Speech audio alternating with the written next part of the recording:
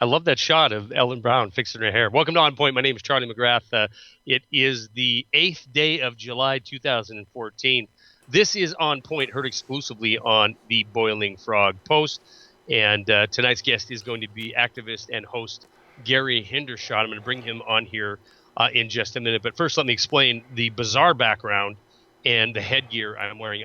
I'm actually traveling this week. I'm in Portland, Oregon. And we wanted to make sure that actually we tried to do this last night and ran into technical difficulties.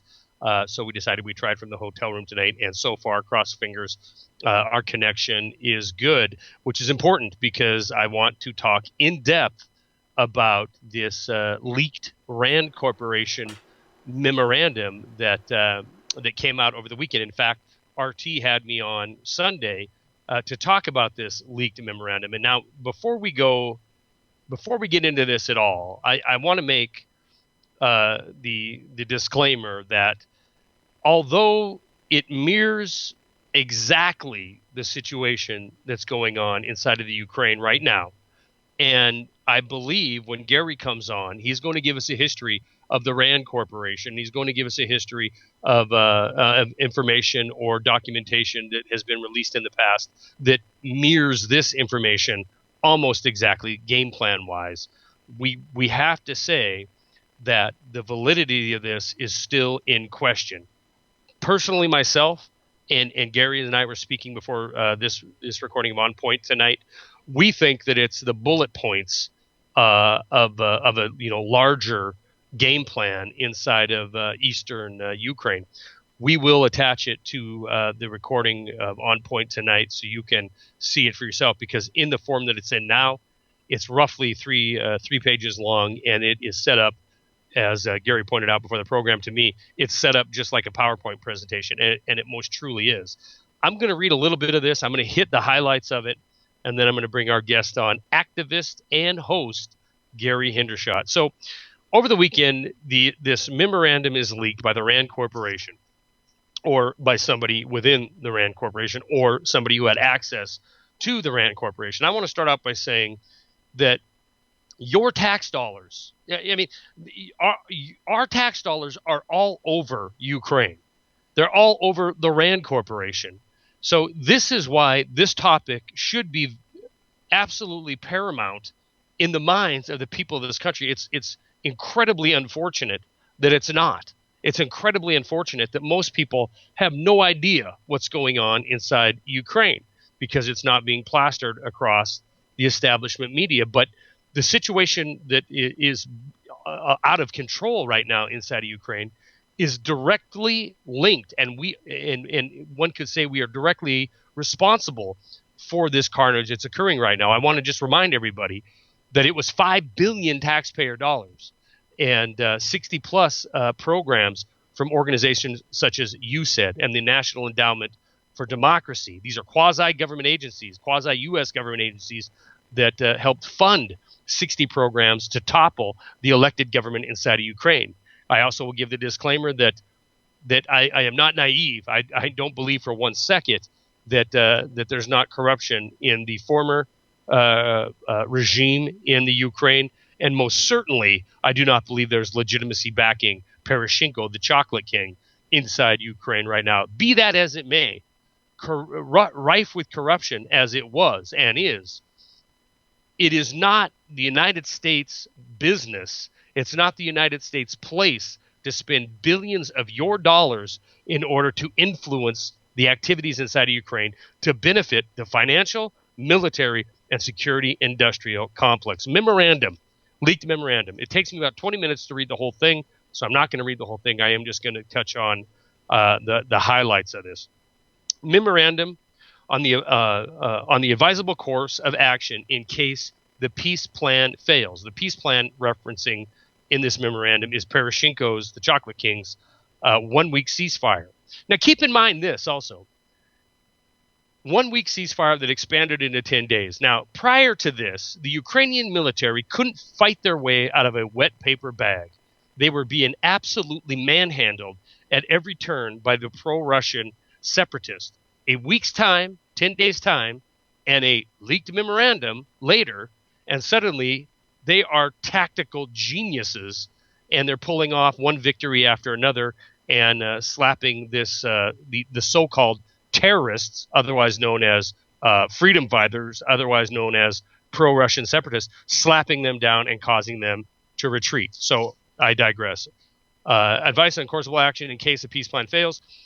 In case further negotiations with Southeast Ukraine insurgents should prove futile, the only practical solution should be a swift crackdown on the separatists and the terrorists, to be undertaken irrespective, mind you, of public opinion or operation cost.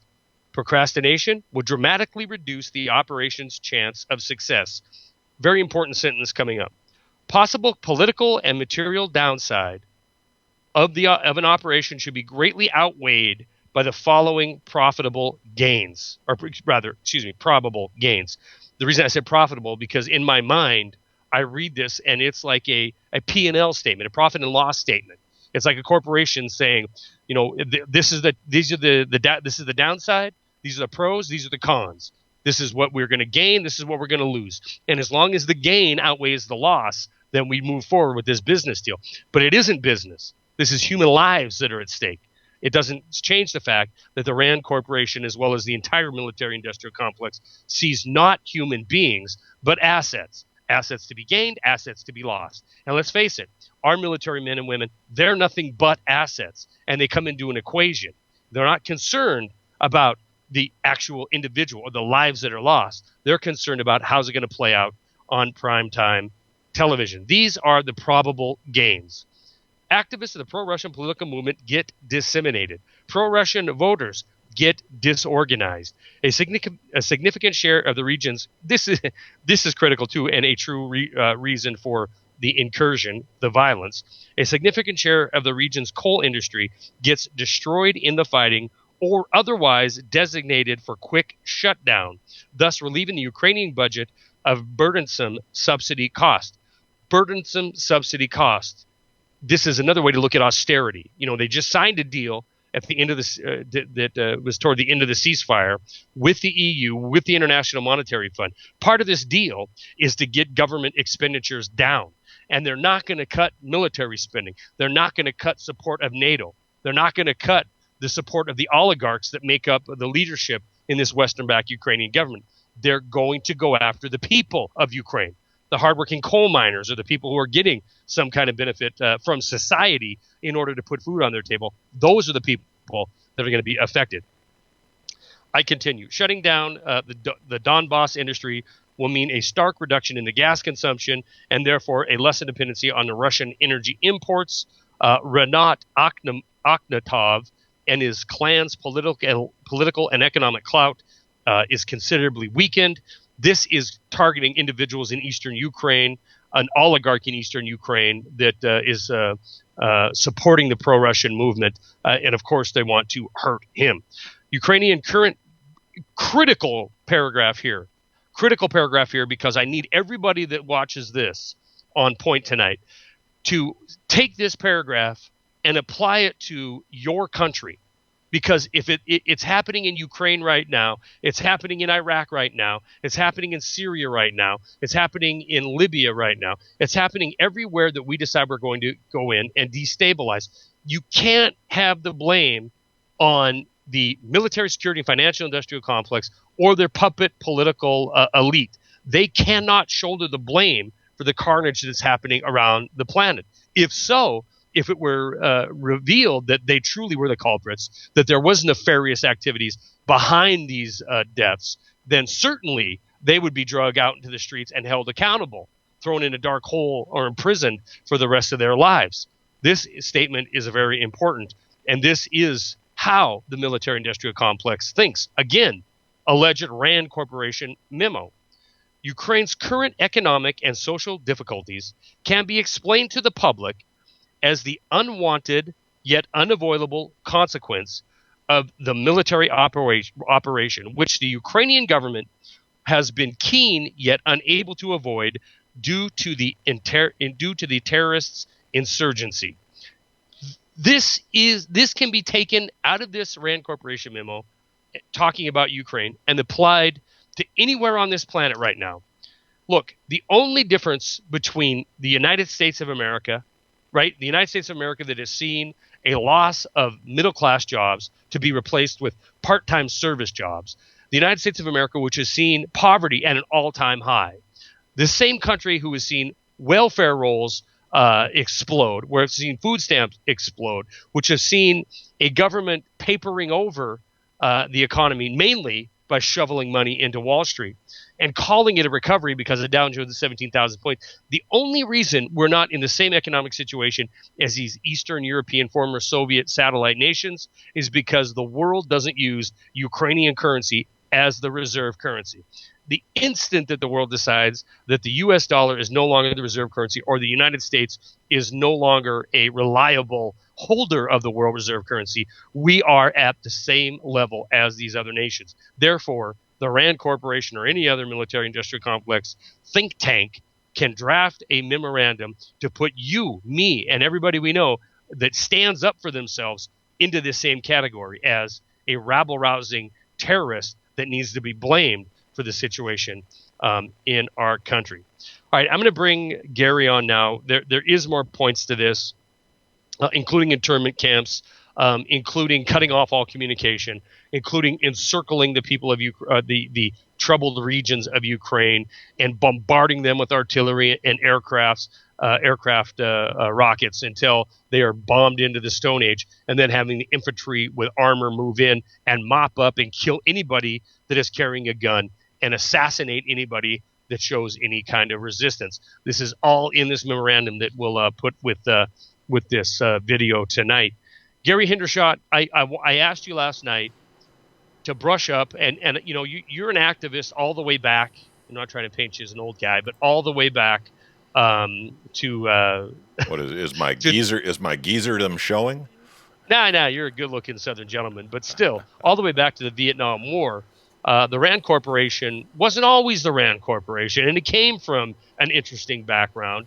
Like I said at the beginning of the program tonight, the validity of this document, I guess it's a coin flip. Either it's a legitimate whistleblower who leaked this information, or it's a very, very clever forged document that just happens to be a blueprint for exactly what's happening now, which leads me to believe that there is a whole lot of truth in this document. And well, it's a blueprint for the grand chess game. I mean, this is a game they've been playing on us for the longest time.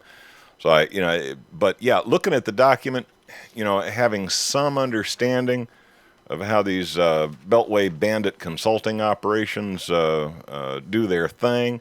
They sell these reports by the pound, Charlie. And if they're going to bill the government, a couple $1 million, and I guarantee you, the RAND Corporation is not interested in a government contract that isn't followed by at least 6 zeros. Sure. This thing's going to be delivered in a big U-Haul truck. It's going to be, flashy bound. It's going to be, the size of a New York phone book.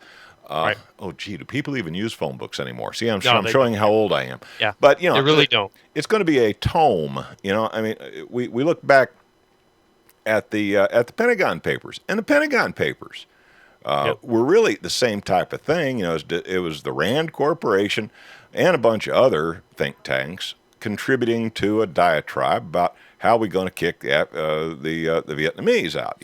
How we're going to wage this war in a cost-effective manner. Right. Profit and loss. But that thing, what we know of it, and it's only been recently that we've actually seen the bulk of it. Very little of it was actually released to the public back in the 70s. Right. We're told it's like 7,000 pages plus a whole bunch of appendices. So when I look at this flimsy little thing here, best I can say is this is probably, if it is for real, it's probably the talking points that was handed to the general after the PowerPoint presentation, but the colonel got the good stuff.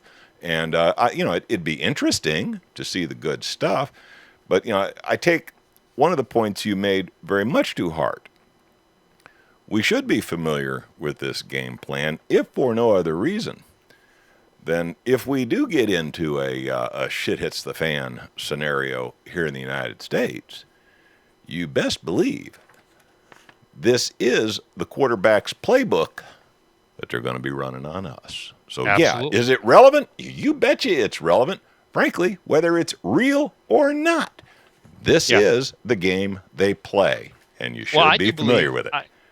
Yeah, you should be familiar with it. And like I said, in my personal opinion, if you were to ask me, especially after doing, talking with the folks at RT about it, and reading this thing thoroughly and looking at some of the past actions of the RAND Corporation, and how these think tanks are used to war game and advise our military. It's funny you should use that word, war game, because that's exactly what these boys do.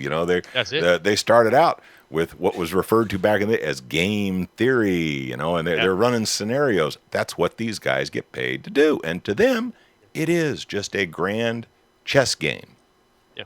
Well, and when you know what the reasoning behind it, it becomes a lot more easy to understand why. Let's face it, Douglas Aircraft was RAND Corporation. Douglas Aircraft provided the facilities. The founder of RAND, and RAND is an acronym for Research and Development, was General Hap Arnold, and he was the one that started this up. And frankly, it was a post-World War II thing where, we all of a sudden came to the realization that, darn, somehow those Germans got technology that was beyond what we thought they had. Where the heck did they get all that stuff without us knowing about it? And they had some really neat goodies. Well, of course, now through Paperclip, we had all the German scientists who were saying, "Oh boy, we ain't gonna let that happen again." So outfits like RAND Corporation came along to fill a vacuum. And yeah, Hap Arnold was a good buddy with Douglas, and Douglas had a facility that was underutilized, and Douglas provided. It sprang out of. Yeah. With the reasons you're saying. But really, the idea of the RAND Corporation was to put some of the best minds they could assemble together under one roof, and run these scenarios in a gaming type environment, and come back with workable. It was all centered around, the fear of the red threat. Everybody was scared of the commies. The commies are going to, hiding under every bed.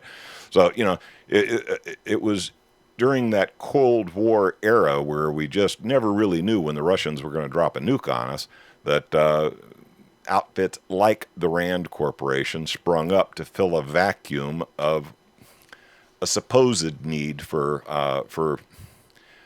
futurist technologies. And one of the things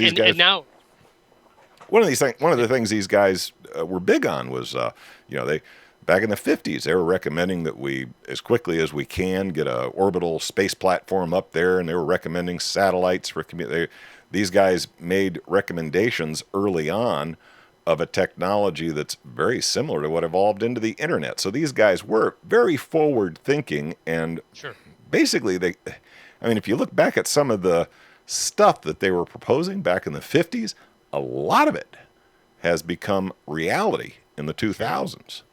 Yeah. Well, and one of the realities that's happening in the 2000s is this global push from the Western influence, and from NATO, and from this expansion from these former Soviet satellite nations into the NATO fold. And you can bet your hind end that RAND Corporation is absolutely, and other think tanks, organizations like it, are absolutely complicit. Even more than complicit, they are architects of what we see going on. I look at this memo, I look at the actions inside of Ukraine, and it's like I said in the opening statement there. You had a Ukrainian military, Gary, that prior to the ceasefire, right? They were getting their head handed to them. They were losing on every single front because the dysfunction of the Ukrainian government, the dysfunction of their military, was evident in prior to the ceasefire. This ceasefire wasn't any such thing. It was a regrouping. It was a time for consultation, I truly believe, by the RAND Corporation, and then maybe an infusion of capital from the West in order to facilitate what we see going on right now. Maybe a few Mossad technical advisors, and maybe a few CIA technical advisors, and maybe some academy fellows to give instruction. I have no doubt, but that there was a lot of that going on. Well, it's evident. I mean, they went from being, shot down every other day by pro-Russian separatists to and losing, by the way, losing territory to what we see now, which is encircling. What we see now is this. This is read the memo. I'm not telling you, Gary. I'm telling the audience out there. Read the memo. What's happening in Ukraine right now is exactly what is spelled out here: encircle, bombard, and then move in. And we see the separatists that are giving up ground, trying to fall back and regroup. But I mean, the situation there has certainly been influenced somewhere from some outside source other than the Ukrainian generals who finally had an epiphany on how they were going to beat the pro-Russian separatists. Well, I think if I were the adversary, yeah, and I had the memo, and of course, as soon as we publish it, I guess they'll have it if they really want it. Yeah. This material is out there on the internet for anybody who's really interested. I'm wondering how long it's going to take the Russian supporting guys to figure out, oh, that's the game plan we've got to play. Oh, okay, and then encircle Kiev. Because, this game can indeed be played by both sides. It certainly can, and I don't know if I mean my opinion is looking at the dialogue between now the West and Russia. Russia's so hard to figure out. They've always been masters at saying one thing and doing another, but it seems that they're kind of like cutting the U.S. Yeah, exactly. Yeah, we're for peace, and if you don't believe us, we're going to bomb the hell out of you. Yeah.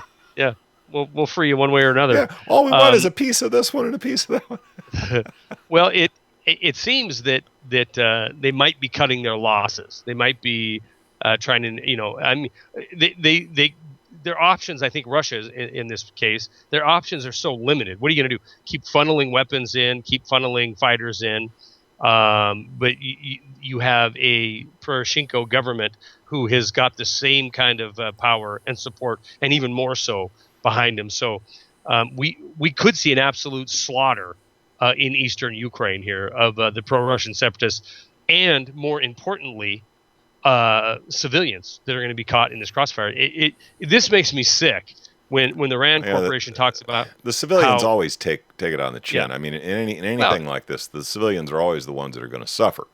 Yeah. And I was encouraged by one part of it here. If this happens, if they implement this plan here in the United States, you're in a heap of trouble because you're in that age. Now, of course, me being an old geezer, they're just going to haul me off. They're just going to haul me off to a FEMA camp. I'm going to get 3 hots and a cot out of the deal. Yeah, they're going to torture me until I, and bow down. And God help you if you got any gun oil or bruises on you when they pick you up off the street. There ain't a moment of the day that I don't have one of those. So yeah, I mean it gets down to pretty dirty stuff. I mean how they're gonna pacify during the mop up. Yeah. That just made my skin crawl. Yeah, but that's what they do. That's what. Yeah, let me do. read this. This is stage 2, the mop up. The circle of troops around the rebel region shall be tightened gradually. Ground assault shall be predicated by airstrikes against the enemy's strategic facilities, artillery and mortar teams, and bunched up troops. The use of non-conventional arms shall not be ruled out in certain cases in order to ensure smaller casualties among our own personnel. Non-conventional arms. Now, are they talking? Small nukes and/or chemical weapons? I don't know. Yeah, I don't know. They're talking about using some of the dirty stuff. Well, I don't know if like a daisy cutter. Sorry for the advance on the camera there. I don't know if the daisy cutter is considered unconventional. I don't know if if they're talking cluster about bombs or something. Yeah, like it also could be SEAL Team 6 rolling in there and doing unconventional guerrilla type tactics. Yeah. The thing that kills me is not kills me. That's not the right terminology.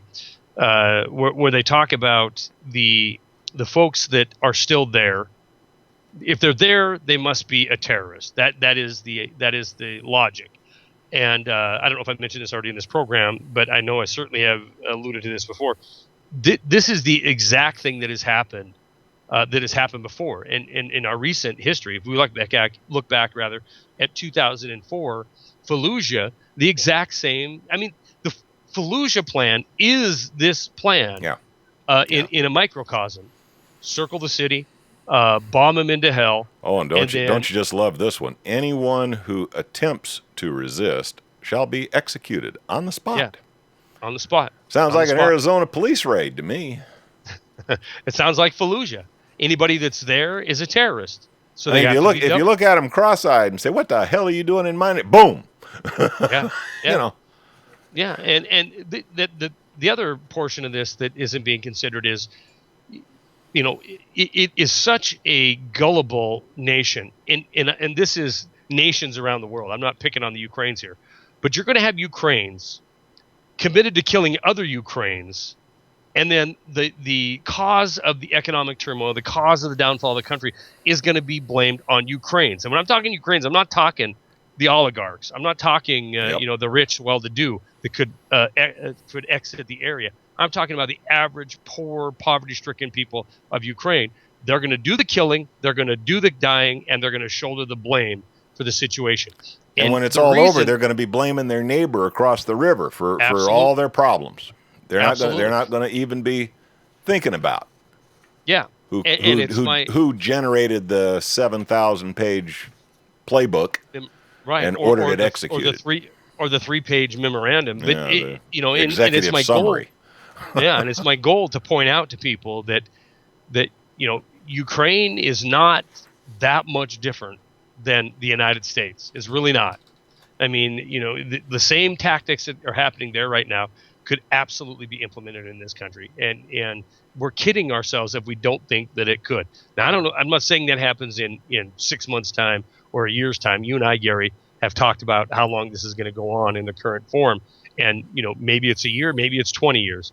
But when it comes down, when the rubber meets the road, when the world decides they're no longer supporting this currency, or when we lose the ability to be the policeman and the military of the world, because we're so far in debt and we're not a safe investment anymore. We are these poverty-stricken nations. That is us almost overnight. If we cannot borrow money from the future and call it a valid currency and paper over the economic situation in this country, then we end up as Ukraine or any of these other satellite countries overnight. And to prove this, you have to look no farther than the fall of the Berlin Wall and the decade that followed inside of the former Soviet Union. I think it would actually be a good thing for this country to go through that, to go through a purging of corruption, a purging of the military-industrial complex, and a loss of this world global superpower, and a return to things that matter, manufacturing and true middle-class jobs and expansion of the middle class. These would all come out of a great cataclysm, economic cataclysm, but we're going to hang on to this current system as long as the world will stand up and salute that U.S. dollar, and we can be assured that the individuals that are truly running this facade government behind the scenes are going to do everything they can, including invading other nations, including taking this country to more war. They're going to keep doing it in order to hold on to that power, Gary. Well, Charlie, I do agree with you that. One last question I want to ask you. Okay. So we've talked about the RAND Corporation, a little bit about their history and this memo. I personally believe, I believe it's 70% chance that this is bullet points off of a broader program or plan that was written. I do believe this is bullet points that were issued by the RAND Corporation and somebody leaked it out. I give it a 70% chance that it's 100% authentic. But as we said before, it really doesn't matter because this is indicative of what these institutions do. So legitimate or not, I give it 70%. What do you say on that? 50-50, you flipping a coin here? As often as we disagree on things, I think this time, I'm going to say it's probably more like 85-90% that this is real. This is a handout that was handed to attendees who saw a PowerPoint presentation for the decision makers. Yeah. And yes, it was boiled down out of a 7,000 page or 20,000 page full report. This was the bit that was presented to the generals and the politicians, the executive summary. And now the big stuff was handed to the colonels for implementation. Because that's just how it's done. And I'm looking at the time here, man. We're running into 30 minutes, so you got to wrap. All right, we better go. You got to wrap on this topic. My wrap is keep your eyes on Ukraine. I don't believe that this situation is over. If Russia decides that they're going to cut their losses, you're going to see an absolute devastating massacre inside of eastern Ukraine. Please keep your information current and up to date on Ukraine, and keep your interest on Ukraine. It is the United States of America that spent $5 billion taxpayer dollars in order to facilitate the toppling of a democratically elected government in Ukraine in order to get Poroshenko in there. This violence that is occurring inside of Ukraine right now can be directly linked to the United States and the West's involvement in nation building for the want of a one world financial global governance, for the want of technocrats. We are responsible because it is happening in our name. My name is Charlie McGrath. This has been On Point with me, your host, Charlie McGrath. Catch us next week here, only exclusively on the Boiling Frogs Post. Thank you very much for tuning in tonight. We will be back next week.